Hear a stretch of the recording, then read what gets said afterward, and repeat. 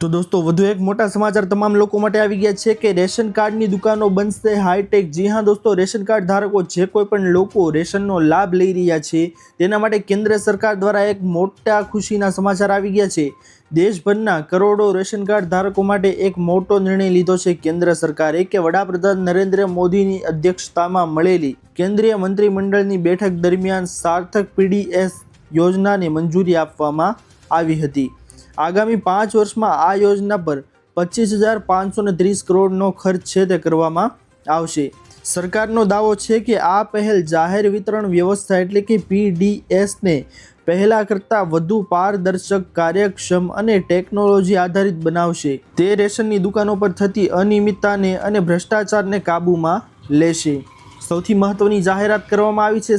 આની અંદર તમને સૌથી મહત્વની માહિતી એ જણાવી દઈએ દોસ્તો કે 800 મિલિયન લાભાર્થીઓને મળશે તો રાશન ટ્રાન્સપોર્ટ અને હેન્ડલિંગમાં સહાય માટેની યોજના છે તે પીડીએસમાં ઓટોમેશન સાથે સંકલિત એપ્રિલ 2026થી માર્ચ 2031 સુધી લાગુ કરવામાં આવશે।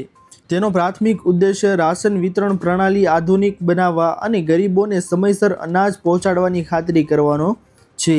સરકારના જણાવ્યા અનુસાર આ યોજનાનો સીધો લાભ દેશના આશરે 800 મિલિયન લાભાર્થીઓને મળશે। ભારત હાલમાં વિશ્વનો ચોથો મોટો ખાદ્ય સુરક્ષા કાર્યક્રમ ચલાવે છે। આ માળખામાં ટેકનોલોજીનો ઉપયોગ હવે વધુ વધારવા માટે તૈયાર છે। નવી યોજના હેઠળ રાશનિંગની દુકાનોનું ડિજિટલાઇઝેશન કરવામાં આવશે અને વિવિધ પ્રક્રિયાઓમાં ઓટોમેશન લાગુ કરવામાં આવશે, જેનાથી રાશન વિતરણ પારદર્શિતા વધશે। જેથી સૌથી મહત્વના સમાચાર તમામ લોકો માટે આવી રહ્યા છે દોસ્તો કે હવે રાશનિંગની દુકાનો છે તેને ડિજિટલ કરવામાં આવશે। કોઈ પણ વ્યક્તિ રેશન લેવા જશે તેના માટે હવે ખાદ્ય સુરક્ષા માટે આ નવી સરકારની પહેલ છે તે કરવામાં આવી છે, જેમાં ઓટોમેશન સાથે સંકલિત એપ્રિલ 2026થી માર્ચ 2031 સુધી આ વસ્તુ છે તે લાગુ કરવામાં આવશે। સાથે સાથે આની અંદર તમને જણાવી દઈએ કે આનાથી છેતરપિંડી ભરી પ્રવૃત્તિઓને રોકવામાં મદદ મળશે અને ખાતરી પણ કરવામાં આવશે। રાશન ઇચ્છિત લાભાર્થીઓ સુધી પહોંચશે। સરકાર માને છે કે ડિજિટલ સિસ્ટમ શરૂ થવાથી રાશનમાં ચોરી, રેશન કાર્ડ વિસંગતતા અને કાળાબજારી જેવી સમસ્યાઓ ઓછી થશે। લાભાર્થીઓ તેમના રાશન હકના સંપૂર્ણ રેકોર્ડ સરળતાથી મેળવી શકશે। કેન્દ્રીય મંત્રી અશ્વિની વૈષ્ણવે જણાવ્યું હતું કે આ યોજના હેઠળ રાજ્ય એજન્સીઓ અનાજના પરિવહન, સંગ્રહ અને વિતરણ સંબંધિત ખર્ચને આવરી લેવા માટે નાણાકીય સહાય મળી જશે। આનાથી રાજ્યો પર નાણાકીય બોજ ઓછો થશે અને રાશન વિતરણ વ્યવસ્થા મજબૂત થશે। સરકારે રાશન ડીલરોને ચૂકવવામાં આવતા કમિશનમાં વધારો કરવાનો પણ નિર્ણય લીધો છે।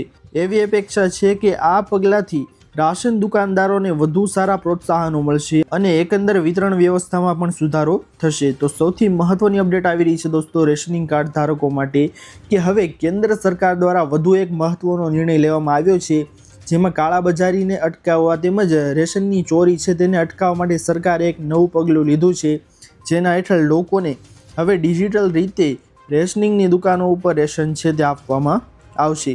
તો સૌથી મોટી અને મહત્વની અપડેટ છે દોસ્તો તે આની અંદર આપવામાં આવેલી છે। કેન્દ્રીય મંત્રી અશ્વિની વૈષ્ણવ દ્વારા આ મહત્વનો અને મોટો નિર્ણય છે દોસ્તો તે લાગુ કરવામાં આવ્યો છે। આશા કરું છું દોસ્તો કે આપ સૌને આજની આ મહત્વની માહિતી છે તે પસંદ આવી હશે। જો પસંદ આવી હોય દોસ્તો તો વિડીયોને લાઇક કરવાનું ભૂલતા નહીં। ચેનલ પર નવા આવ્યા હો તો અમારી યુટ્યુબ ચેનલ ગરવી ગુજરાત ન્યૂઝને સબસ્ક્રાઇબ કરી અને બાજુમાં આપેલા બેલ આઇકનને પણ પ્રેસ કરી દેજો, જેના લીધે આવી જ મહત્વની માહિતી આપ સૌને આ યુટ્યુબ ચેનલના માધ્યમથી મળતી રહે। દોસ્તો મળીએ હવે પછીના વિડીયોમાં, ત્યાર સુધી જય હિન્દ, વંદે માતરમ।